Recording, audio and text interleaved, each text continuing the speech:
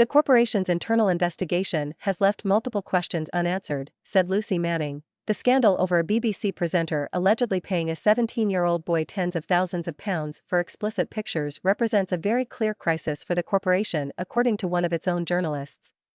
Special correspondent Lucy Manning assessed the fallout since the news broke on Friday evening that the unnamed television host had shelled out roughly £35,000 to the teenager, now age 20, for the pictures. The young man's mother finally blew the whistle by contacting a national newspaper, claiming her son had gone from a happy-go-lucky youngster to a ghost-like crack addict in the intervening 3 years. Ms. Manning wrote on the corporation's website, "As the star faces serious questions about their conduct, so does the organization itself. This is a very clear crisis for the BBC. There are already accusations that since May, when it's claimed the family first complained, it hadn't handled the investigation into the unnamed presenter properly."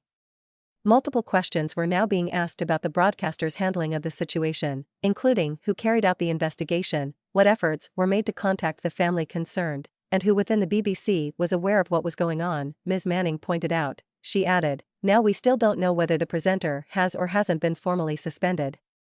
The BBC press office won't tell us. All we know is that he won't be on air in the near future." With other high-profile names including Gary Lineker and Rylan Clark already having taken the unusual step of saying publicly that it was not them, she continued, "If the BBC don't name him, is that fair to the other BBC presenters who have found themselves in the middle of a social media frenzy being wrongly and unfairly accused?" The BBC put out a statement defending its response to the complaint on Friday evening, but since then there has been nothing new. But BBC News programs and its website, and most Sunday newspapers, are leading on this story. So that doesn't seem like a strategy that can hold.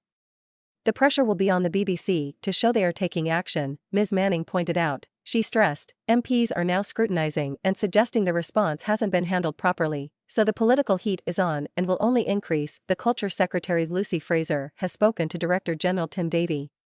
With respect to the latter, she emphasized, for him, this represents another high-profile crisis to grapple with this year alone.